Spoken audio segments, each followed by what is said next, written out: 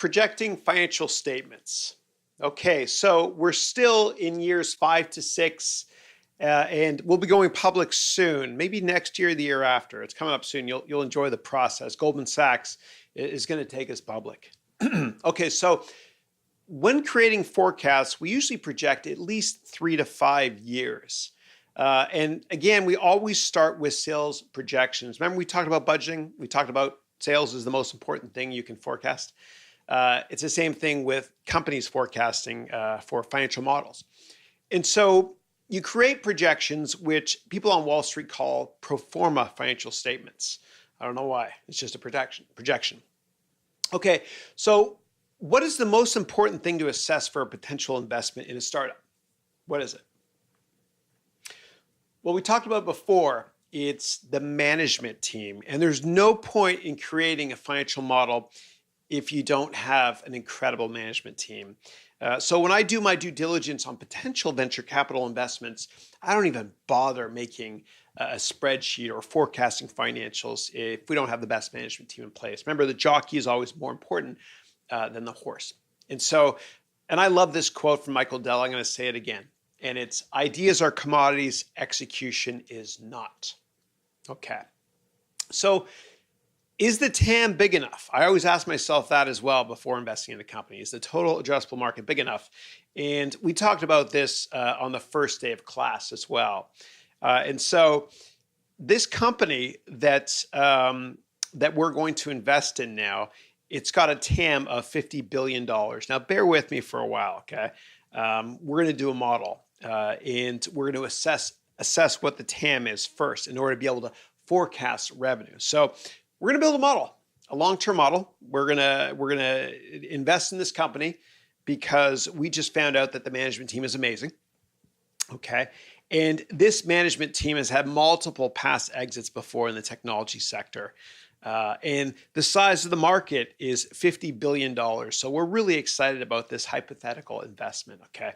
And the founder of this hypothetical company that we're going to model believes that his firm can capture 10% of the total addressable market in 10 years. So the TAM is $50 billion bucks, and this guy thinks that he can be 10% of that market in 10 years. So that's what is that? $5 billion in revenue. Okay, let's look into this.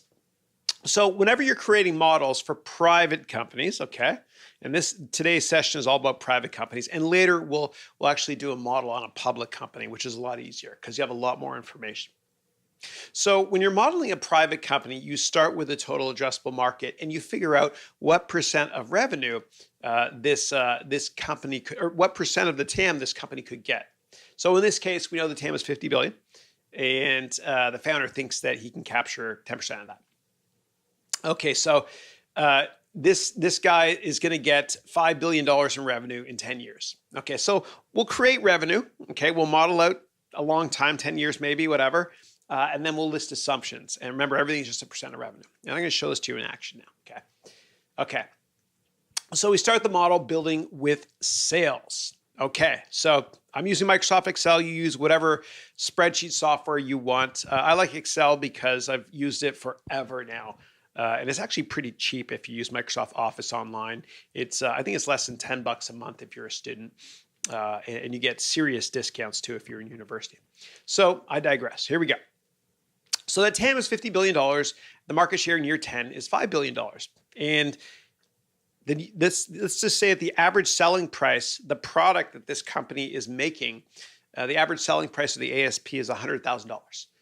And so if we take $5 billion in revenue, divided by $100,000 per unit, or the average price, then that gets you to 50,000 units sold in year 10. Okay, remember, what we're doing now is we're figuring out revenue. Okay, so, okay, fine.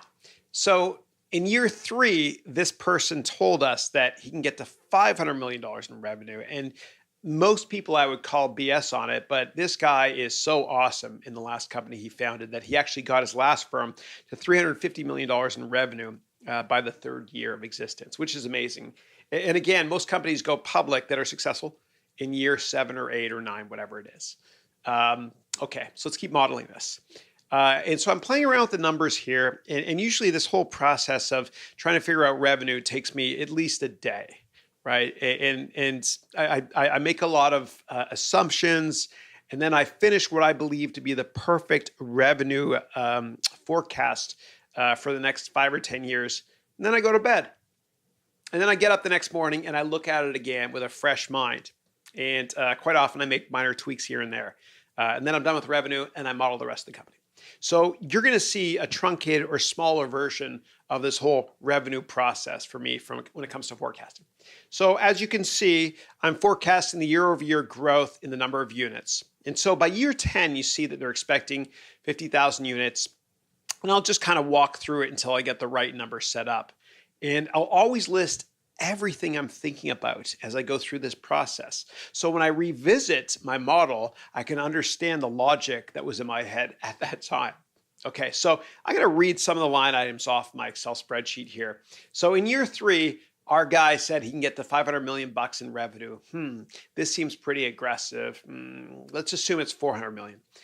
You see what I did there? It's a little bit more of an art than a science when you're modeling, right? The science is the mathematical calculations and the percentage of the TAM you think you can get longer term. But there's an art side to it as well. And that's why finance is a little bit more of an art and a science type of process or analysis process than accounting is. Okay, so this growth is pretty high. Let's assume it slows down a lot in future years just due to the law of large numbers. Okay, so I get to 50% unit growth in year 10. That still seems high. My numbers are way too big. I'm just reading here. Okay, let's haircut them a lot. Okay, but the increase between year 2 and year 3 seems nutty high. I don't think 10% share in 10 years can be done. I mean, there will be a recession at some point, and these growth rates seem too high. Okay, fine. Let's assume that this is our uber optimistic scenario as companies don't grow at triple digit for that many years in a row. Okay, so here's where I'm at right now. So 50,000 units in year 10. I'm at 51,000 now. In 2015, there's 20 units. The company just launched then. 200 the next year, then $4,000. Then 2018, I got 8,400. And then you can see the year-over-year growth there, which is high. It's still way too high. Look at that triple-digit year-over-year growth there in year 2023, 2024. Unrealistic. But the reason I'm showing this slide is because I want to show you that the revenue line item is quite simply the number of units multiplied by the average selling price of 100 grand. Okay, and we're going to tweak that a bit. But I also want to show you this slide because you can see a yellow box there. In that yellow box, I put a comment.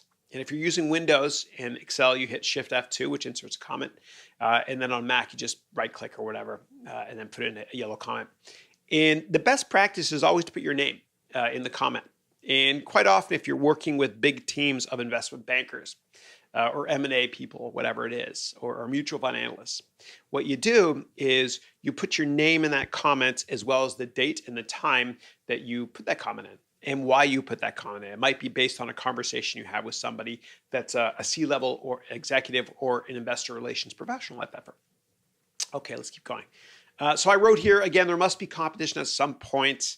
So we have to haircut the average selling price. So we'll assume competition enters the market in 3 years. And at that point, the price drops from 100 grand down to something else. Okay.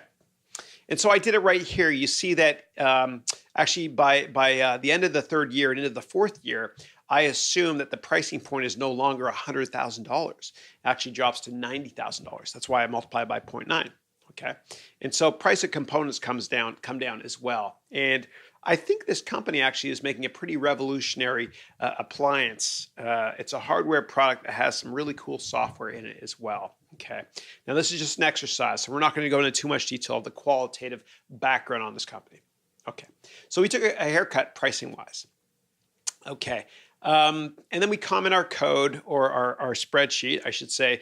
When I used to be a programmer at Accenture and other tech companies back in the 90s, I would program a lot and I'd always add comments to my code. So when I revisit it in the future, or if a colleague revisited it, I could understand what the heck I was coding about at that time. And the same thing can be said here when it comes to Excel. Add lots of comments, really important. Okay, so I'm expecting a 20% price cut the following year. Here you can see that on the spreadsheet. especially since component costs are always dropping. Okay, I understand what I was saying there. All right. And so I keep playing around with the model. I keep tweaking it. You can pause the presentation anytime you want and read my comments there. I'm not going to go into too much detail on this. And then I assume that by year 10 or 2024, whatever it is, you get a 40% price cut. Okay, so prices come down significantly from 100 grand today to $40,000 longer term. Okay, great. And then what I do is I copy that revenue column, and I want to take that column and paste special as a row. Okay, so we can make our income statement. Remember, at the top of the income statement, you've got revenue in that row. Okay, and so what you do is you right click, you go paste special, you paste the values, and then you transpose. And transpose is just an Excel term for take columns turned into rows. Okay, great. So we did that. And so I have all my comments here. The company said they think they can do 350 million bucks in 3 years from now, based on our revenue analysis and our revenue projections. We think 350 million bucks is more appropriate. And I basically just took a 24-hour or 18 to 20-hour, whatever, exercise of modeling out revenue, and I truncated it into, I don't know, 10 minutes or so. Okay, great. So we're going to move on to expenses.